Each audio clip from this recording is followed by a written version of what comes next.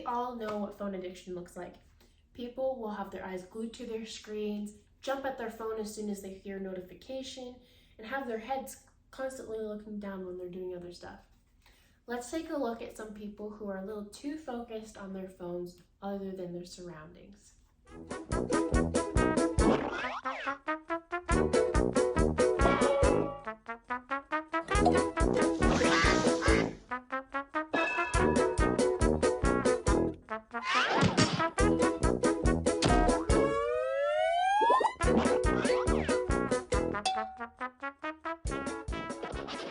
We see people like that all the time.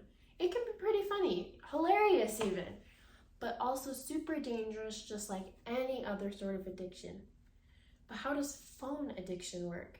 And what's going on in the brain when someone is addicted to the internet or to technology? So I've been obsessed with the brain ever since I took a psychology class in high school.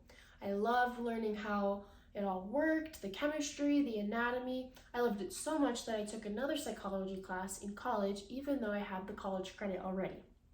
Since then, I've spent a lot of my free time looking up articles and research papers about the brain, how it all works, everything about it. I became particularly curious and interested in how addiction works in the brain, but more importantly, how behavior addictions in the brain work, since they're different than substance addiction, like with drugs. And through my research, I've learned that there is a biological and a chemical cause or reaction going on in the brain when someone is addicted to their phone.